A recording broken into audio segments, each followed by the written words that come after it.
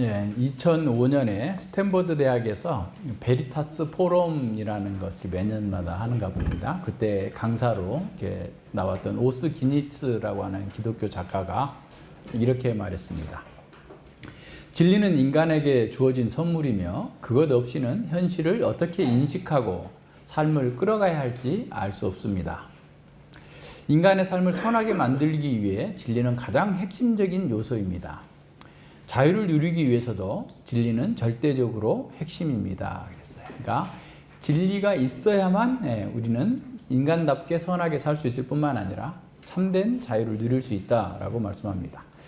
그러면서 그는 이 진리의 위기와 함께 따라오는 두 가지 위험이 있다는 거예요. 그러니까 진리를 제대로 갖고 있지 못하면 뒤따라오는 두 가지 위험이 있는데, 첫 번째는 성품의 위기와 윤리의 위기라는 거예요. 인간이 어떻게 살아야 되는지 그냥 지 멋대로 사는 거예요, 그냥. 그러니까 그리고 윤리가 그냥 다 없어지게 되는 거죠.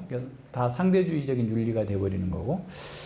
예. 그러면서 이 두 가지 성품의 위기와 윤리의 위기를 얘기하면서, 그러니까 진리의 위기, 성품의 위기, 윤리의 위기가 있는데 이 세 가지 위기가 결합된 것이 당시 미국의 위기라는 거예요.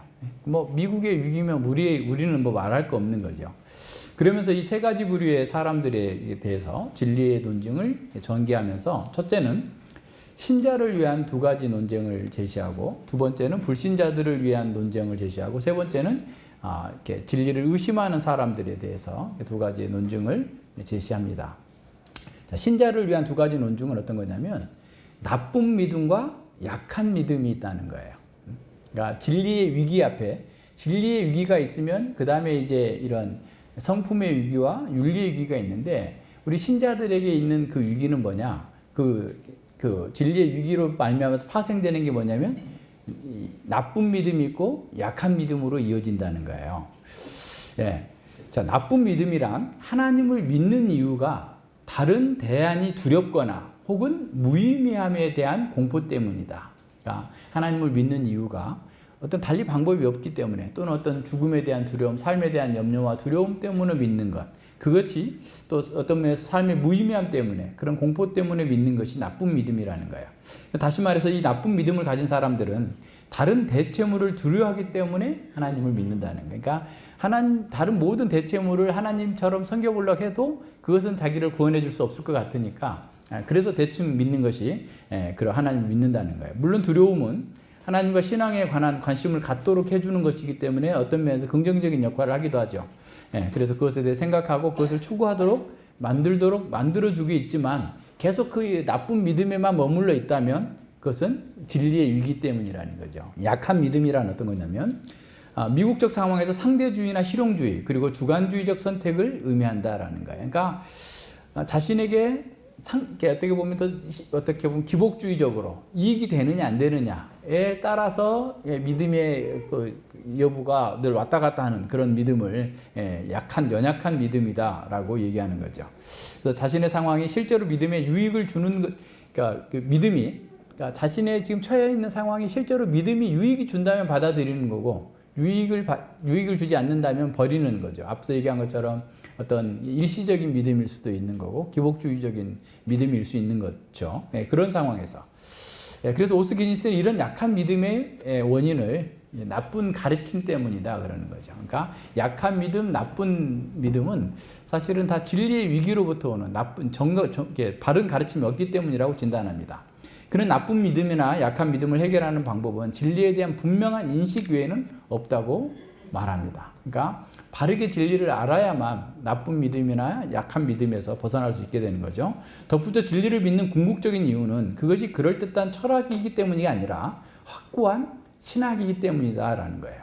그래서 성경적인 믿음을 가진 사람들에게는 세속적인 믿음이나 동양적인 믿음과는 달리 진리가 바로 믿음의 핵심이라는 것입니다. 그래서 앞서 우리가 믿음이란 무엇인가 했을 때 하나님의 약속하신 것에 대한 확실한 지식을 믿는 거고, 정서적으로 반응하는 거고, 그 지식에 내가 의지하는 거라고 했잖아요. 그런 참된 믿음을 가졌어야만 되는데 그것은 모두가 다 진리에서 파생된다는 겁니다. 그래서 하나님 자신이 유일한 진리입니다. 그분은 진리를 말씀하시고 진리를 따라 일하십니다. 그의 말씀하심과 행하심은 역사를 통해서 확인할 수 있습니다.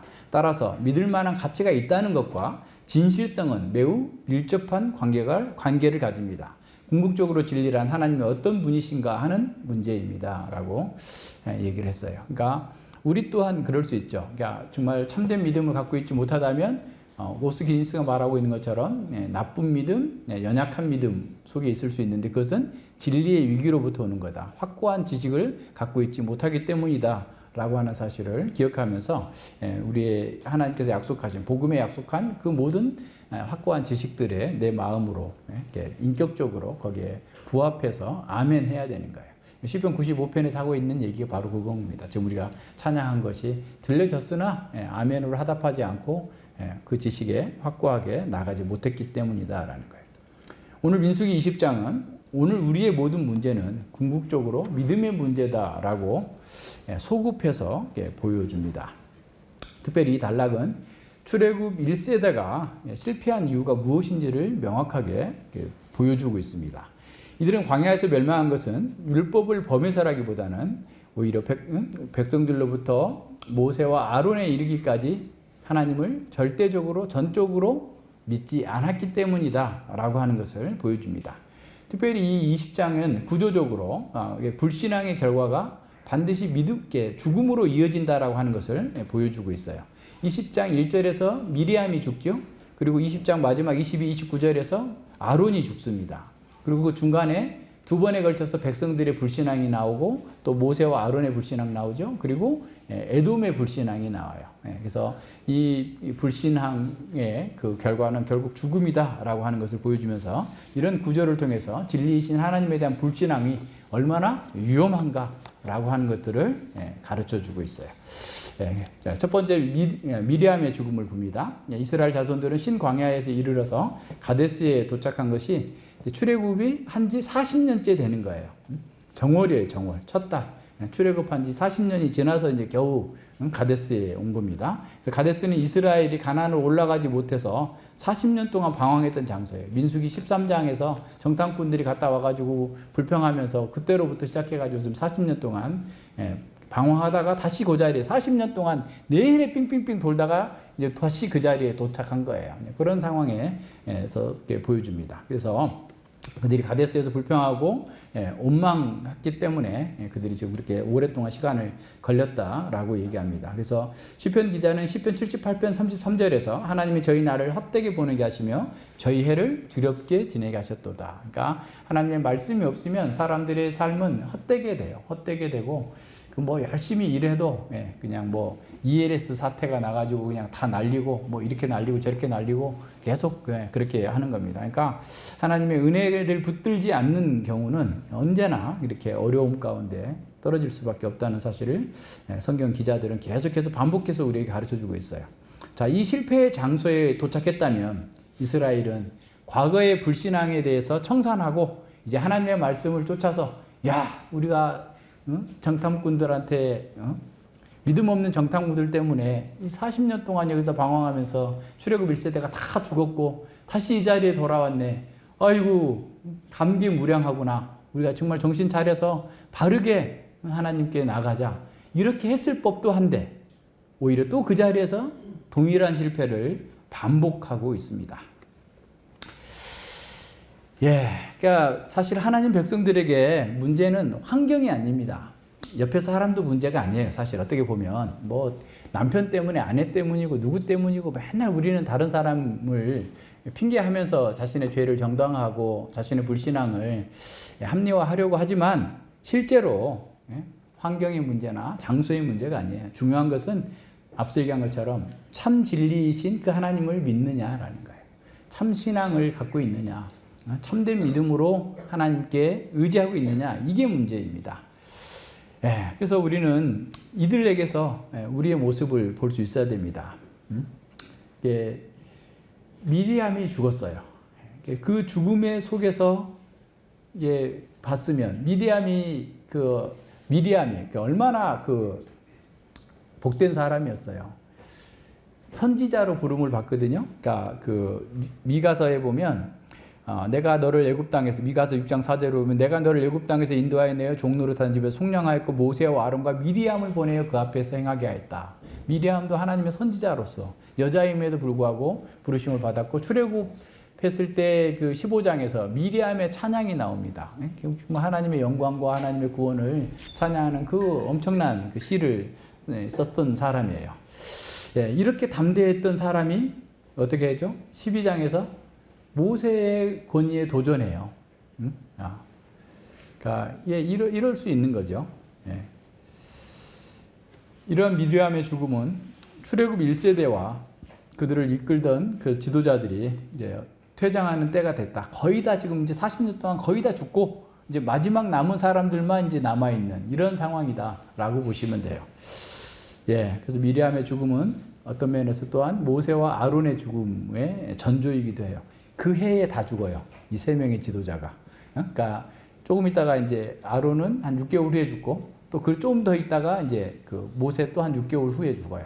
그 사이에 이제 신명기라고 하는 어마어마한 그 설교를 이제 느보산에서 남겨놓긴 하지만 어쨌든 그 해에 이제 죽는 그 상황을 보게 됩니다.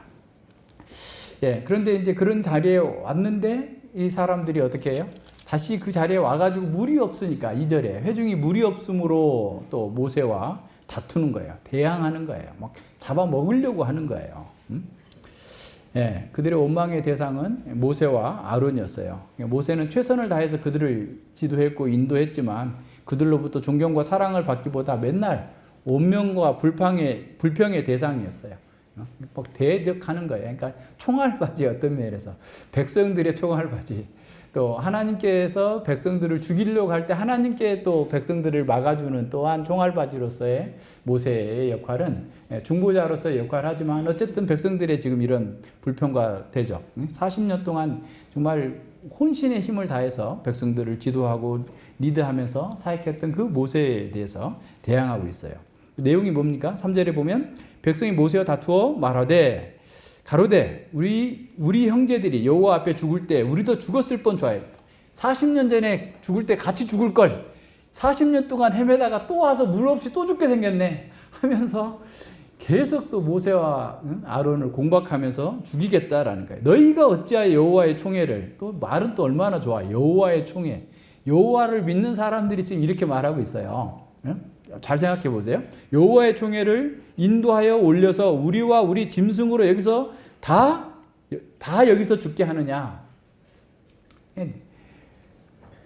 너희가 어찌하여 계속 두 번씩은 어찌하여 그러죠. 우리를 애굽에서 나오게 하여 이 악한 곳으로 인도하였느냐. 이곳에는 파종할 것도 없고 무화과도 없고 포도도 없고 석류도 없고 마실 물도 없도다. 너희들은 죽었어 라고 하면서 지금 대적하고 있는 거예요. 그러니까 얼마나 분위기가 험악했을지 한번 생각해 보세요. 그러니까 어린 아이들 포함해서 한 300만 명의 사람들이 모여가지고 모세에게 막 돌을 던질 것을 돌 쳐서 던질 것처럼 막 대항하고 있는 그 상황들을 한번 생각해 보세요. 이 백성들은 물이 없음으로 시작해서 과거에 맛보았던 그런 과일들까지 언급하면서 자신들이 악한 곳으로 왔다라고 하면서 불평하고 있습니다. 사실 이들의 불평이 얼마나 인간이 빨리 자신의 그 과거를 망각하는지를 보여줍니다. 젖과 꿀이 흐르는 그 가나안 땅에 들어가지 못하고 광야에서 40년 동안 방황하게 된 것은 바로 이 장소에서 하나님을 불신하고 원망했기 때문이에요. 12정탐꾼 중에서 10정탐꾼이 가나안 땅을 악평하는 것 때문에 그들이 거기서 원망하고 죽게 되었고 40년 동안 너희들이 광야에서 죽으리라 라고 했던 그 장소에 다시 와가지고 똑같이 지금 원망하고 있습니다. 40년 전에 실패했던 바로 그 장소에서 과거의 실패를 되새기면서 다시는 그런 죄에 빠지지 말고 하나님을 의지하고 나아가자 라고 결단하고 주여 우리를 긍휼히 여겨 주시옵소서. 다시 그러한 죄에 빠지지 않도록 주여 저희들을 붙잡아 주시옵소서 라고 하는 것이 아니라 현상만 보는 거죠. 눈앞에 있는 것만 보고 왜 우리를 이렇게 애굽에서 끌어내가지고 큰 고통을 겪고 40년 동안 이게 뭐야 도대체 맨날 이렇게만 살아야 돼 하면서 지금 불평하고 있는 그런 모습들을 보게 됩니다. 잠언 26장 11절에서 개가 토한 것을 다시 먹는 것 같이 미련한 자는 그 미련한 것을 거듭 행하느니라 그랬어요. 미련한 자죠. 우리도 마찬가지입니다. 동일한 실패를 반복하지 않습니까? 이 사람들이 실패하고도 그것을 통해서 배우지 못하고 똑같은 실수를 반복하고 있는 그 모습 속에서 우리의 실패, 우리의 실수를 보게 됩니다. 인간은 누구나 그렇습니다. 그래서 하나님의 은혜가 아니고서는 우리는 한시도 제대로 설 수 없는 존재다라는 사실을 늘 기억해야 됩니다. 그래서 그것을 알아야만 깨어있고 하나님께 도움을 구할 수 있고, 그래서 하나님 앞에서 더 간절하게 사모하는 마음으로 나아갈 수 있는 겁니다. 이 백성들의 불평과 대적에 모세는 회막문 앞에서 다시 엎드렸습니다. 모세와 아론은 그냥 이런 계속되는 그런 백성들의 반역과 원망과 불평 속에 굉장히 익숙해진 것 같아요. 이제는 그냥 그렇게 하면 도대체 안 되니까 저 사람들하고 같이 대응할 수도 없고 엎드려서 하나님께 기도하고 있는 거죠. 그래서 모세는 백성들의 불평과 원망 그리고 그 문제가 있을 때마다 하나님께 기도하면서 엎드렸습니다. 그는 참으로 하나님 앞에서 온유하고 백성들 앞에서 겸손한 사람이었어요. 모세의 이런 모습은 모든 지도자들의 참된 모델이 되어야 될 정도로 겸손한 사람이었습니다. 그럴 때 하나님께서 그의 기도에 응답하시기 위해서 모세에게 영광 중에 나타나셨어요. 지팡이를 가지고 내 형 아론과 함께 회중을 모으고 그들의 목전에서 너희는 반석에 명하여 물을 내라. 내가 그 반석으로 물을 내게 하여 회중과 그들의 짐승에게 마시울지니라 그랬어요. 그러니까 하나님께서 회중들을 다 모으고 모세에게 반석에게 명하여서 물을 내라. 명령만 하라는 거였거든요. 그런데 여기서 문제가 시작된 거예요. 11절과 10절과 11절에 보면 패역한 너희여 들으라. 우리가 너희를 위하여 이 반석에서 물을 내랴. 큰 소리로 아마 했겠죠. 그 손을 들어 지팡이로 그냥 가리키기만 하라 그러는데 그걸로 2번씩이나 쳐서 물이 솟아 나오고 함으로 회중들이 그때 마셨다라는 거예요. 모세가 이번에 실패하고 말았습니다. 하나님의 영광을 나타내지 못했어요. 모세는 계속되는 백성들의 불신에 대해서 분노가 폭발하고 혈기를 부리게 된 겁니다. 인간적으로는 충분히 이해가 돼요. 모세가 40년 동안 얼마나 많이 시달렸어요. 그리고 지금 하나님께서 응답해 줘서 물을 주시겠다고 해서 지금 다 모아놨는데도 거기서도 막 웅성웅성하면서 막 욕하고 대응하면서 조롱하고 비난하고 그런 지금 분위기였을 거예요. 뭐 보지 않아도 지금 뭐 보이잖아요. 그 사람들의 그 상황들이. 그러니까 모세가 그냥 아유 정말 하나님께서 은혜 주셔서 이렇게 물을 주시겠다 했으니까 나와서 모여라 라고 했는데도 막 계속 비난하고 공격하고 대항하고 있으니까 그냥 참지 못하고 그렇게 했을 것을 충분히 우리는 이해할 수 있어요. 모세는 지면에서 가장 온유한 사람이라고 자기가 자기에 대해서 썼어요.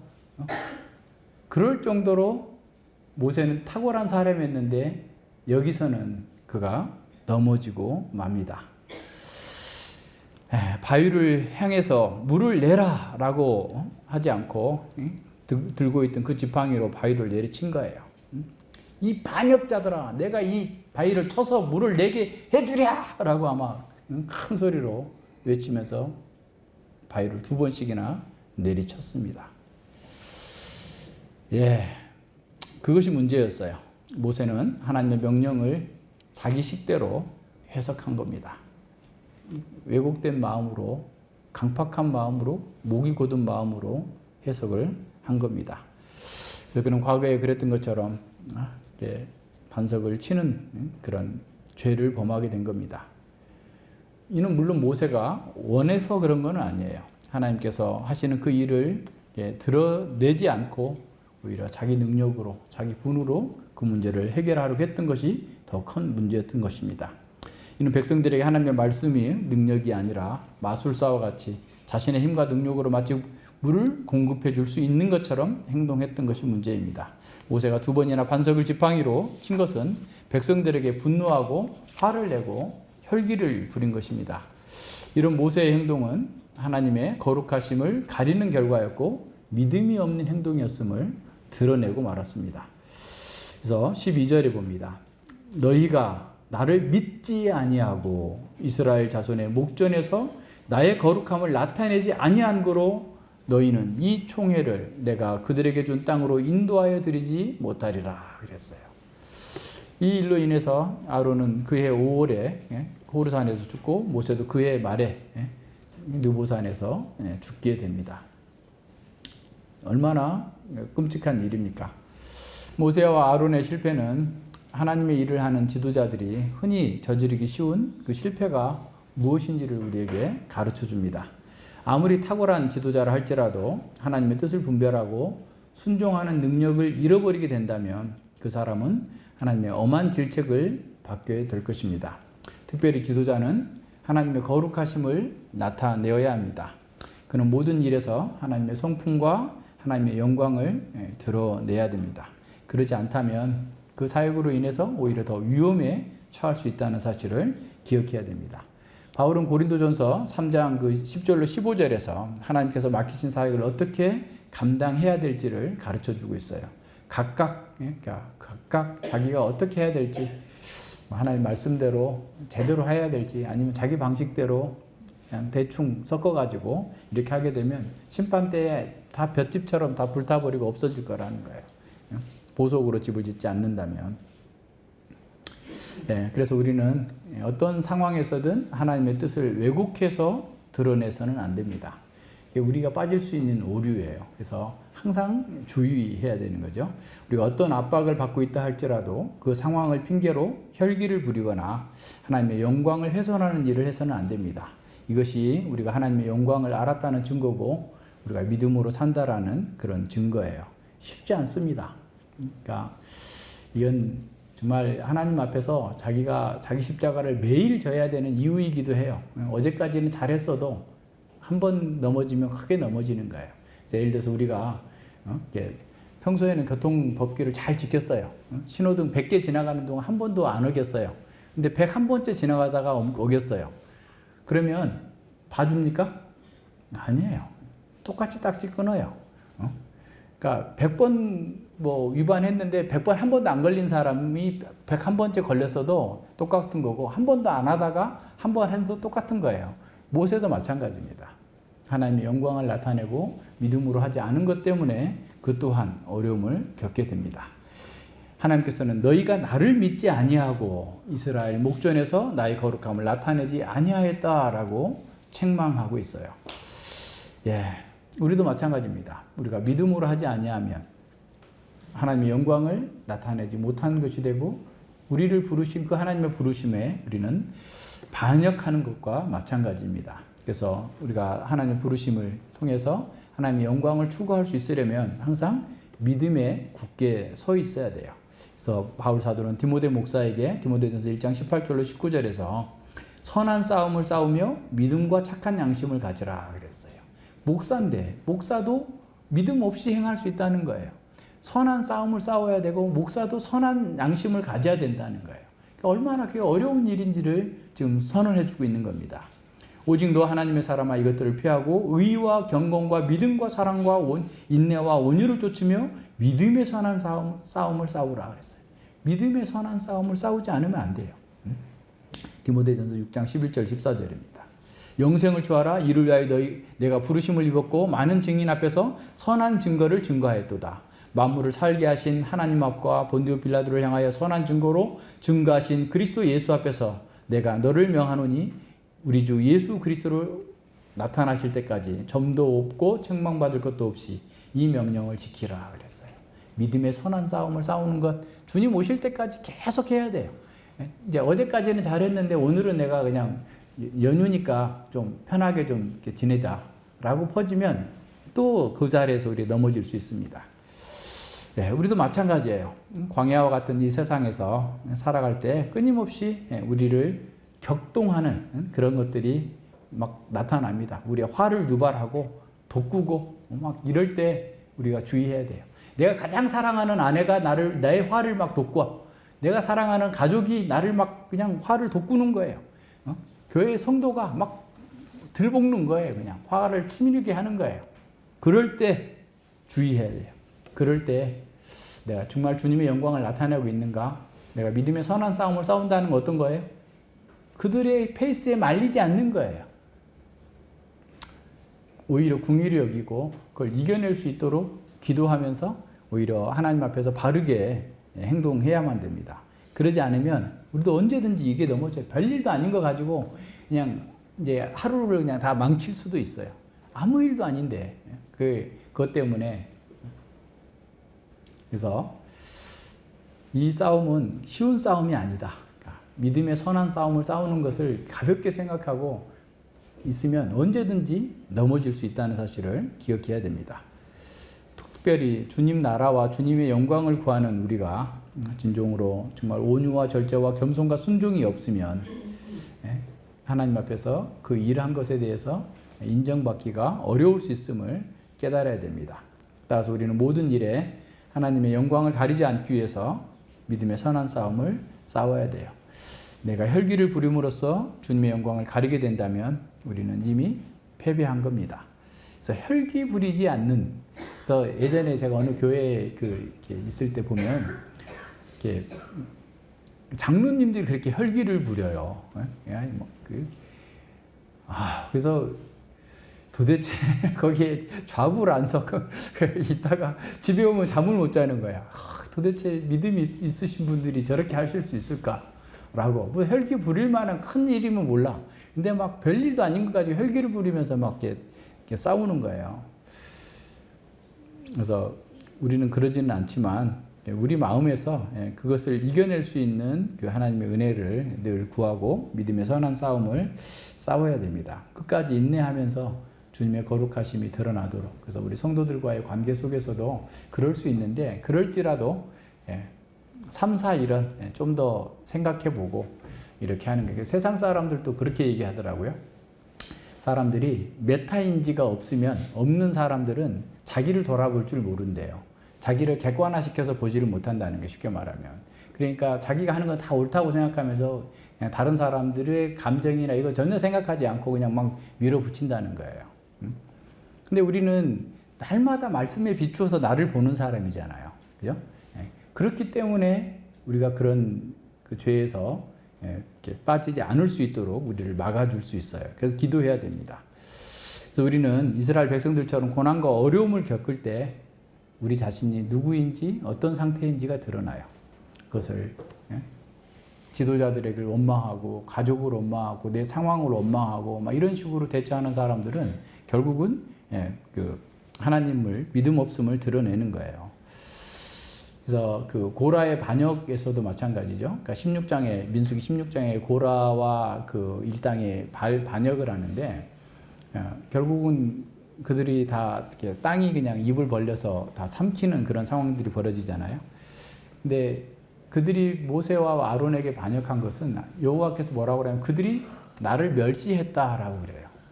여호와께서 세운 지도자들에 대해서 이렇게 멸시하는 것은 여호와를 멸시하는 거다라고 얘기합니다. 그래서 어려움을 겪을 동안에도 그러니까 두 가지를 같이 생각해야 되는 거죠. 그러니까 지도자로서의 어떤 생각들 또 백성들로서의 생각들을 같이 해보는 거예요. 그래서 하나님은 우리에게 시험 받지 않으십니다. 누구도 시험하지 않아요. 그래서 우리가 시험 받는 것은 우리 자신의 욕심이 이끌려서 그래요. 자기 방식대로 하려고 하기 때문에 그런 겁니다. 그래서 이러한 욕심이 잉태한즉 죄를 낳고 죄가 장성한즉 사망을 낳는다라고 했으니 우리는 어려운 형편과 상황을 하나님께서 다 알고 계시다. 이걸 전제해야 돼요. 하나님은 지금 내 상황을 아십니다. 하나님 저 이렇게 어려운데 하나님 아시죠? 라고 하고 하나님께 맡겨요. 하나님께 맡겨요.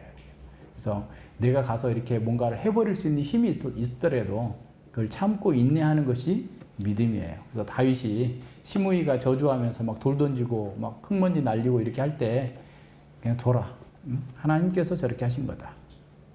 그래서 저 시므이의 일로 인해서 하나님께서 나의 죄에 대해서 징벌하실 것을 어느 정도 감해 주실 수도 있다라는 마음으로 그렇게 했던 것처럼 우리는 하나님께서 다 아신다라고 생각하고 좀 기다려야 돼요. 인내해야 돼요. 그래서 그런 고통이 있을 때 인내하는 것이 믿음이에요. 그러니까 어려움이 있죠. 어려움이 있는데 어려움이 있을 때 누구든 뭐 못하겠어요. 할 수 있죠. 근데 어려움이 있을 때 인내하면서 하나님의 방식대로 대응하는 거예요. 인내하는 것이 그냥 어떤 뭐 스토아적인 그냥 뭐 고통을 견디는 그런 정도가 아니라 하나님께서 개입하실 거다. 그리고 이러한 고통 속에서 하나님께서 나에게 무엇을 원하실까? 내가 어떻게 변화되기를 바라시는 걸까에 대해서 집중해야 돼요. 그러면서 그걸 잘 견뎌내서 이겨나가야 됩니다. 그리고 그런 것들이 결국 우리의 믿음을 테스트하는 거라고 그랬잖아요. 지난번에 언약을 얘기하면서도 그 창세기 12장에 구두 언약이고 15장에서 제2적인 언약이 갱신이 있었고 또 그 17장에서 그런 어떤 행위로서의 할례하는 언약이 있었고 22장에서 아브라함의 믿음의 테스트가 있었던 거예요. 우리에게도 그런 믿음의 테스트의 과정이 있어요.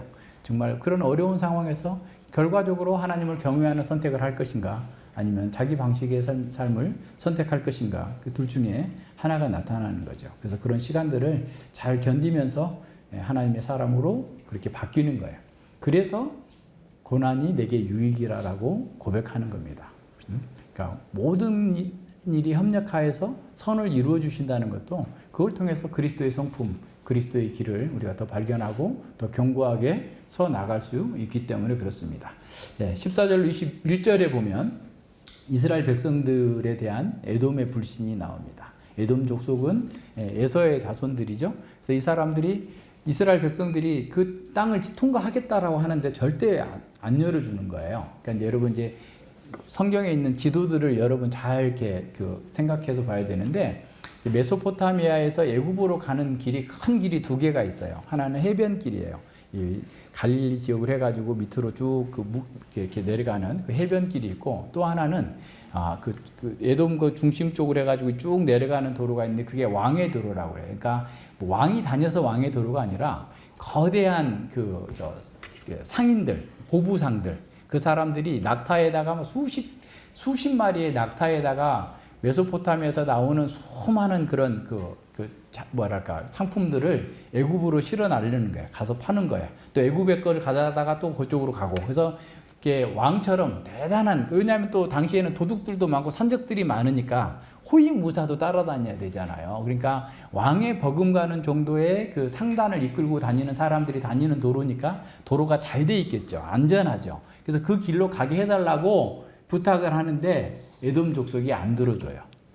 물도 사 먹겠고 어떤 피해를 주지도 않겠고 뭐든지 내가 다 돈으로 이렇게 환산해서 갚아주겠다라고 하는데 에돔 족속이 들어주지 않고 안 돼 하니까 이제 그 에돔 족속이 그러면 다 치고 갈 수도 있는데 하나님께서 그들에게 일반 은혜 가운데에서 그들의 땅을 너희들에게 주지 않았으니까 건드리지 말라 해가지고 험한 길로 막 가다 보니까 또 백성들이 또 가서 또 불평해요.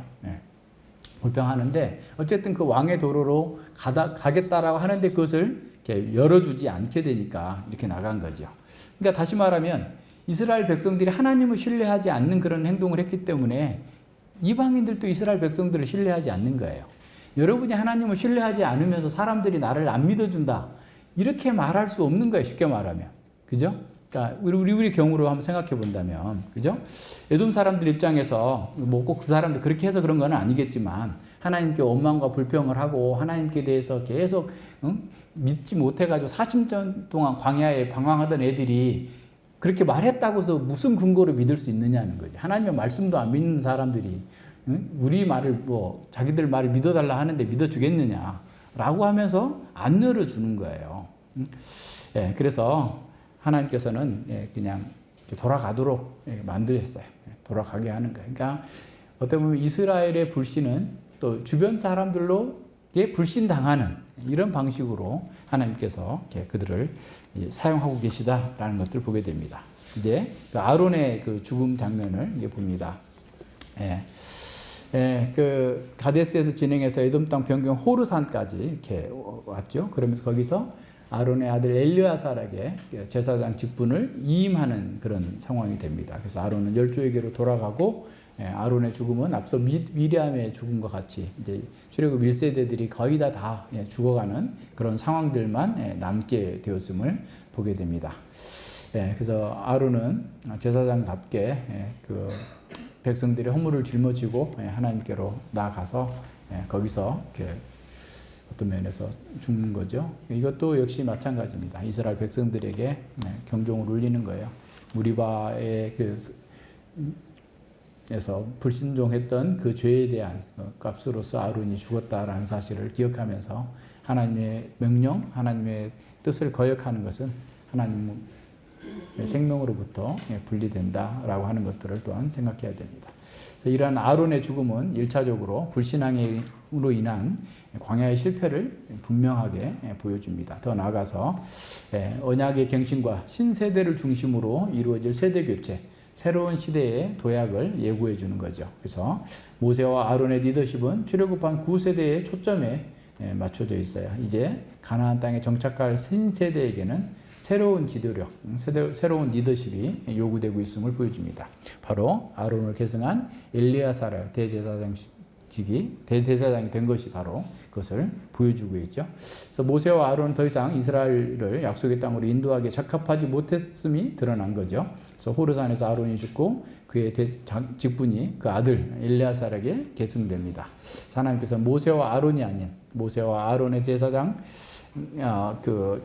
아론의 아들 엘리야사를 통해서 이제 말씀해 주시는 사건들이 그대로 쭉 나타납니다. 그래서 이런 사건은 어떻게 보면 리더십이 교체되는 그런 상황 속에서 새로운 시대로 바뀌고 있다라고 하는 것들을 우리에게 민수기 문맥 속에서 보여주고 있어요. 이제 우리는 믿음으로 승리해야 됩니다. 믿음의 사람들은 무엇보다도 밖에 있는 환경이 아니라 자기 안에서 있는 불신과 싸워야 돼요. 죄와 싸워야 됩니다. 믿음의 행진을 막는 것은 외부에 있는 것보다도 우리 마음속에 있어요. 우리의 내부에 적이 있습니다. 하나님을 가장 가까이서 섬겼던 모세와 아론도 그 마음의 부패 때문에 가나안 땅에 들어가지 못하고 죽게 되었습니다.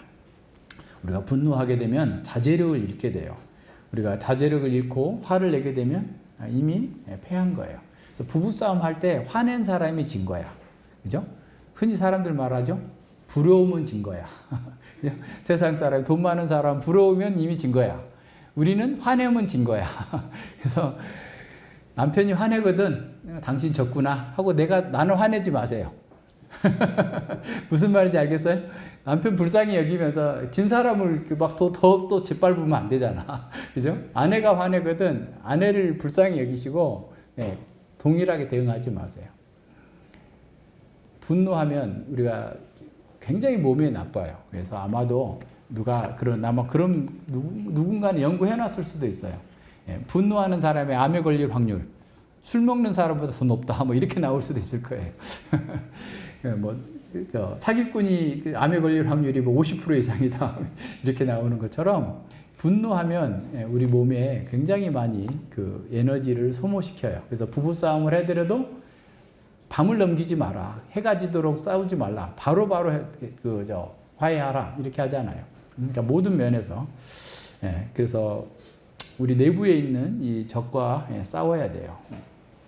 그래서 근데 우리가 이렇게 지는 것으로만 끝나는 게 아니라 우리의 그런 지는 것은 하나님의 영광을 가리는 것이에요.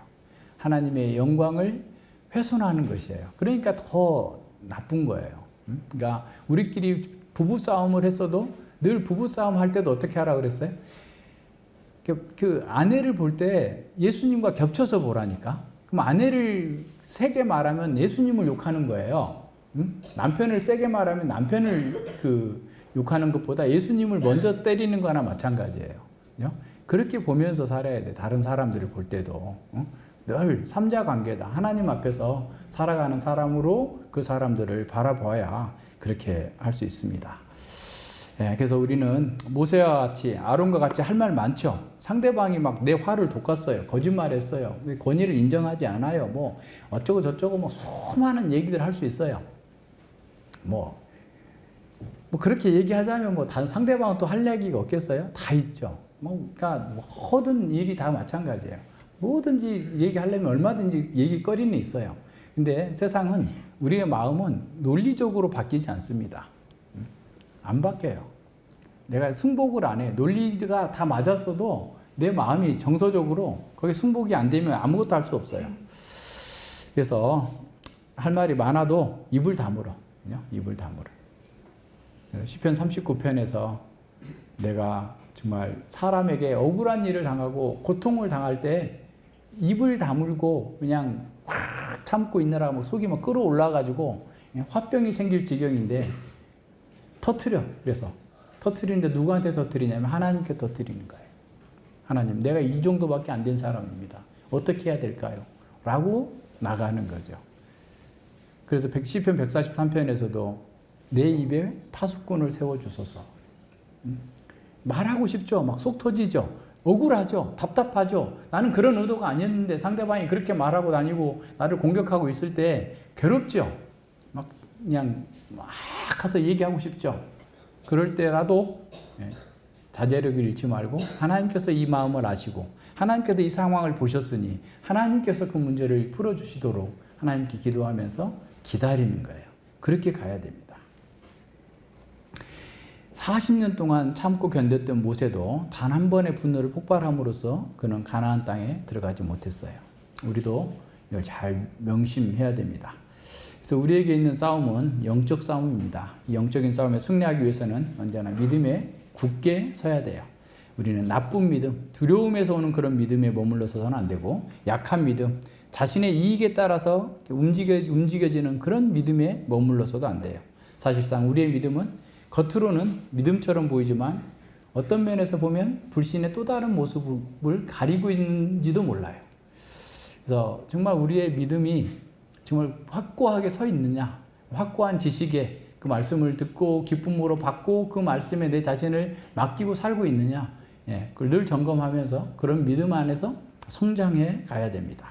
우리는 어떤 상황에서든지 하나님의 뜻과 경륜을 이해하는 가운데에서 믿음으로 반응해. 믿음으로 반응하는 하나님께 맡기는 거예요. 하나님을 의지한다는 거, 하나님을 신뢰한다는 겁니다. 이것이 진정한 믿음이에요. 우리는 또한 때로 실패할 수 있어요. 실패 전혀 안 한다. 모세도 이렇게 했는데 실패 안 한다. 예수님 빼고는 다 실패할 수밖에 없어요. 앞으로도 지금까지 잘 살아왔어도 또 언제든지 실패할 수 있어요. 그런데 실패를 두려워하지 말고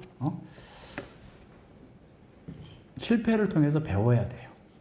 이스라엘 백성들이 배우지 못했던 것처럼 우리도 그래요. 우리도 그럴 수 있어요. 근데 똑같은 실수를 한 번, 두 번, 세 번, 네 번 계속 반복한다. 그러면 이건 믿음이 없음이에요. 물론 그것이 몇 번까지는 가능하다. 이렇게 표현할 수는 없겠지만 계속해서 동일한 실패를 계속 반복하면 개가 토한 것을 또 먹는 것처럼 계속 그 동일한 실패를 계속 반복하고 있다면 그건 정말 나쁜 믿음이거나 약한 믿음이거나 믿음 없음이거나 그럴 수 있는 거예요. 그래서 실패를 했으면 그 속에서 배워야 돼요. 어떻게 배워요? 돌아봐요. 말씀으로 점검해 보는 거예요. 계속. 그죠? 우리 지난번에 다윗이 언약궤를 옮길 때 실패했잖아요. 실패했을 때 그거 어떻게 했어요? 다시 율법을 가지고 언약궤를 왜 그렇게 옮겨야 되는지.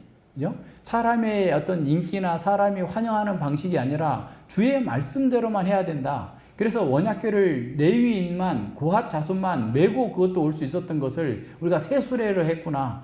레위인들 다 따라오게만 했지 그들이 다 그냥 옆에 서 있게만 했구나. 잘못됐구나 하면서 하나하나 말씀에 비춰서 개혁했던 것처럼 우리 또한 우리의 실패가 어디에 있었는지를 계속해서 말씀으로 점검하고 계속 개혁해 나가는 거예요. 그 노력을 하지 않으면 동일한 실패 계속 반복할 겁니다. 부부싸움 왜 하게 됐는가?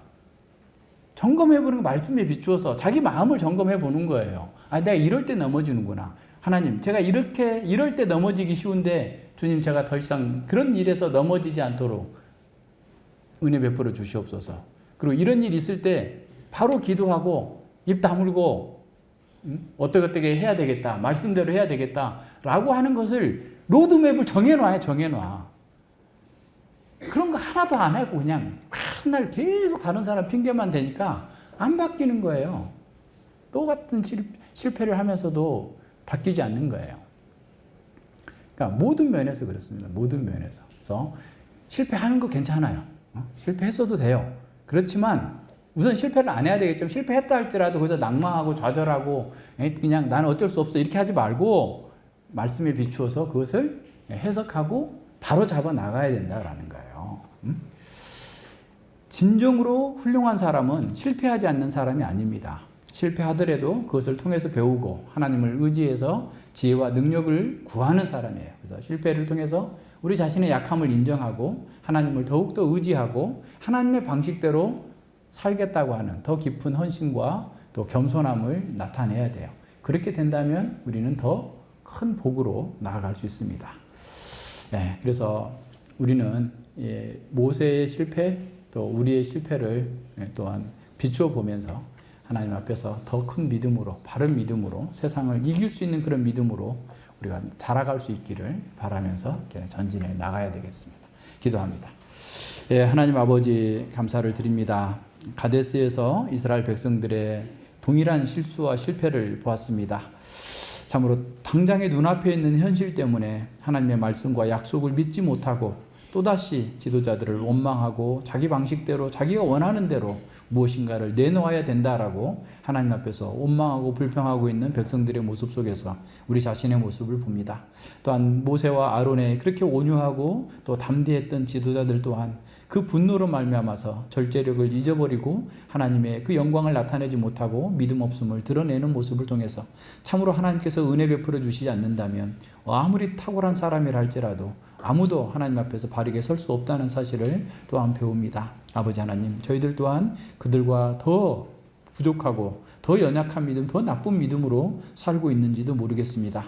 주께서 저희들에게 확고한 진리로서의 진리의 말씀을 더욱더 우리 가운데 각인시켜 주시고 그 말씀으로 우리 자신을 살피고 객관적으로 보면서 늘 이 세상이 아니라 자신이 아니라 그 어떤 것이 아니라 하나님만을 붙들고 의지하면서 나아갈 수 있도록 주님 붙들어 주시고 함께하여 주시옵소서. 감사드리며 예수님 이름으로 기도드립니다. 아멘.